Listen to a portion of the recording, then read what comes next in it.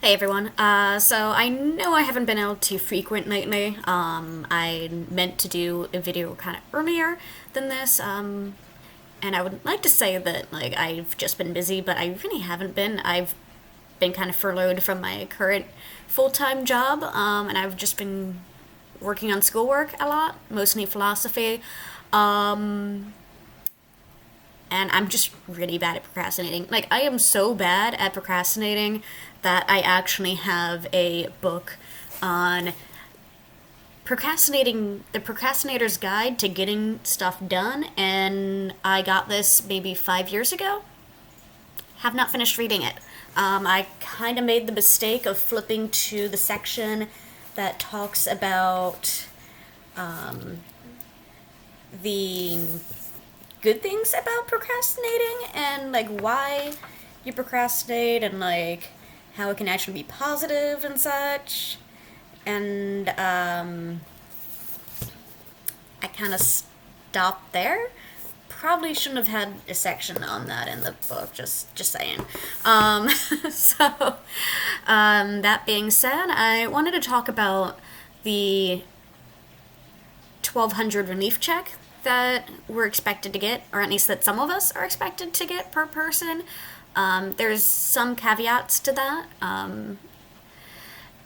A lot of college students, if you are dependent, are not going to be getting that. And if you make over a certain amount, you're not going to be getting the check either. But the way that they calculated this was they actually took the federal minimum wage, which is 7.25 per hour, times that by 40 times 4 to get 1,160, and then kind of rounded that up in a way that's actually kind of less than what you'd be earning per month, because that's assuming, because there's actually more like 52 months in the year. So it's more accurate to go with the 7.25 times 40 times 52 divided by 12, and then you'd get 12,000. Or you'd be getting 1,256.67. That would be how much you'd be making just about per month on average if you were working full time at the federal minimum wage. Obviously, that's not a whole lot. Nobody can really survive off of that. That's not even counting taxes and everything else. Most people are typically working multiple jobs with that. So a lot of people are complaining that it's really not enough for them to survive off of, especially if you live in an area where there's a very high living wage. Especially in my state, Massachusetts, where the minimum wage here is, I think, 10.25, something like that, but it's bound to be going up to $15 per hour in a few more years. It's still really not enough, especially when housing around here. I actually rent with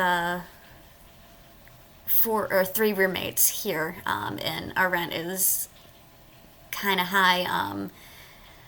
Even with that, it can be a little tight for most people, and some people it's kind of hard to find a room.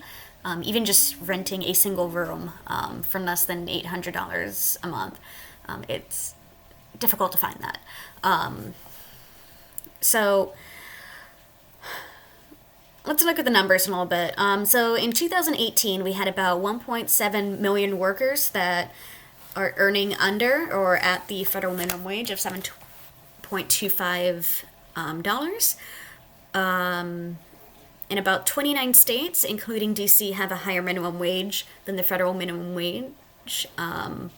About seven states plus DC have enacted a $15 minimum wage, Massachusetts being one of them, but of course it's going to be a gradual thing, so most of them are not quite there yet.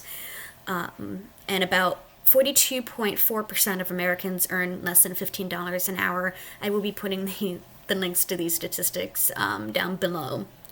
That being said, I am pretty sure that prison inmates are not being included in these wages, probably because it would so heavily skew all of the numbers, especially in terms of the averages and numbers, and make us really look bad, honestly. Because we have about 2.3 million Americans that are incarcerated. Not all of them are in there for violent crimes. Some of them aren't even in there for committing a crime. For instance, there are some refugees that are minors who are just waiting for placement at the moment that are incarcerated. There are some that just haven't gone to trial yet as well. Some that are in there for something as simple as they didn't pay their bill or something along those lines. Poverty kind of pays and brings you back in there. Oh, hi, bud. So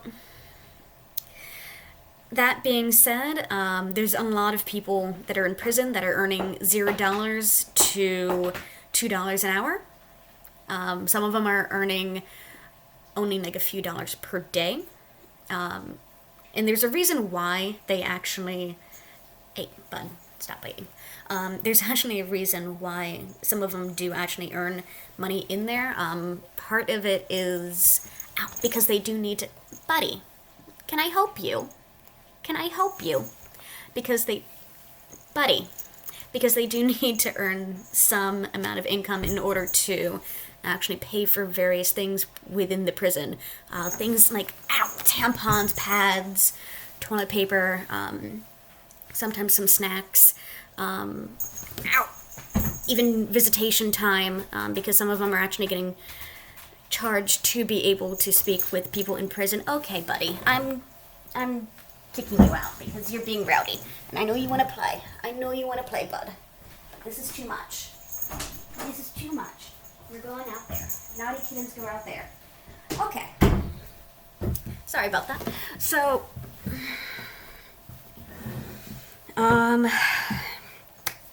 so that being said, there's quite a few people in the United States that are earning pretty pitiful wages, especially in California, where people are actually working as firefighters, but when they get out, they cannot actually become a firefighter. So a lot of these jobs, they're not really... They're getting skills, but they can't use those skills afterwards, and this kind of results in a recidivism rate that's a little bit higher in the United States, which works for a lot of these companies that are actually for-profit prisons, or even for people that are relying on prison labor. And in the United States, slavery is outlawed. However, it's okay and legalized when it's for incarcerated people. So we actually kind of benefit from having a lot of incarcerated people. We actually have more than China does.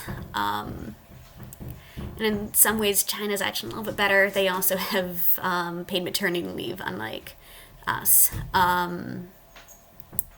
Which puts things a little into perspective there a little bit. But regardless, the 1,200, that's going to be a one-time check. It's not going to be enough, and especially since we're going to be getting it within a 3 weeks time, a lot of Americans are not going to be able to afford to miss that much money. So a lot of us are screwed, especially college students that are currently in school. They're going to be having a harder time, especially since they're going to be most likely losing their jobs on campus, since their campus isn't going right now. I'm really bad at not touching my face. I need to work on that, especially with social distancing as well.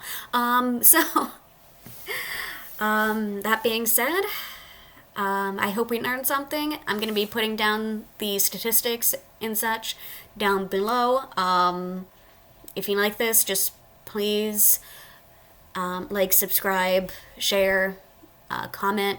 Let me know what you think. If there's anything else you'd like me to bring up, feel free to let me know. I can add that in as well. I'm going to try posting a little bit more frequently, especially since I've been furloughed for the next week at least. We don't know exactly when we're going to be able to go back to work. And things have been a little bit rough. I'm just hoping that I can start getting my unemployment checks in soon. Otherwise, it might be a little bit rough for the next few months. But yeah, I hope you all stay safe, stay healthy, and have a great night. Bye.